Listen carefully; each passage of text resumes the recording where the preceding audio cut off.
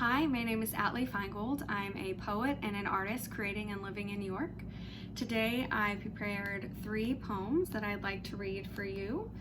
They were all written during this trying time, and I hope that they bring you a little peace and make you feel less alone. The first poem I'll be reading is called Fear. Fear.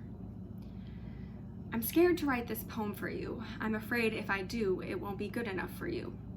I'm afraid if I show you myself and you see my fear, you'll see right through me and I'll just disappear. I'm afraid all the time of the choices I've made, of the dreams I let die, of the woman I became.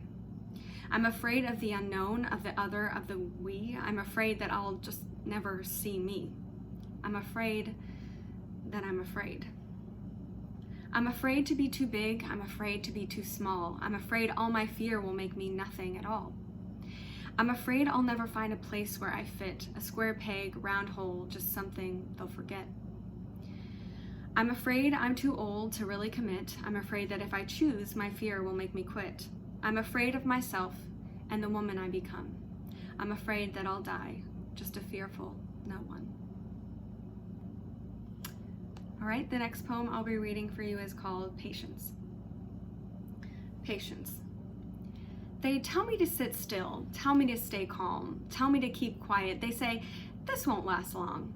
They tell me, just have a little faith. It's always worked out before. You've always found your way. You've always reached the shore. Well, if worked out you mean it's brought me this, then I think you should reconsider if you would choose it. Because from where I sit, things don't feel worked out. They feel messy and terrifying, and frankly, most of it I could live without. So may I ask, what am I being patient for? Because there's not much of this life that I want anymore.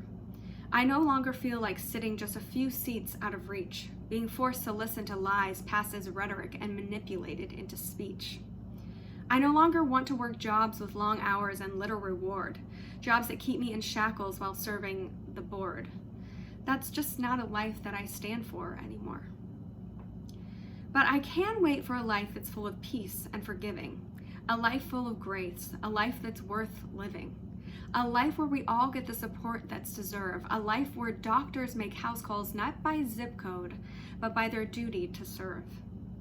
Where babies get to be with their mothers weeks after birth, where trips to the doctor don't rob us of all we're worth. A place where parks and schools and checkups are free. A place where you can be you and I can be me. A place where we tell the truth about who we are and what we've done and how we'll mend the scars of the forgotten ones. A place that isn't yours or mine but ours, a people that remember they came from the stars.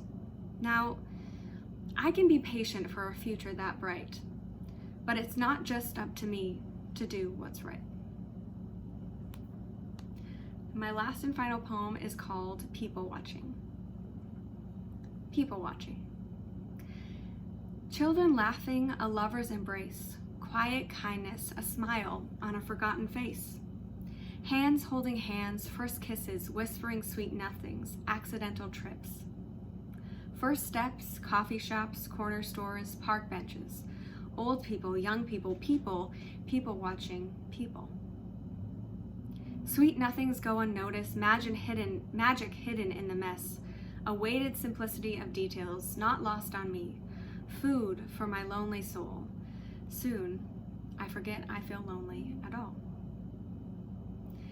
Thank you guys so much. I hope you enjoyed my poems and stay safe.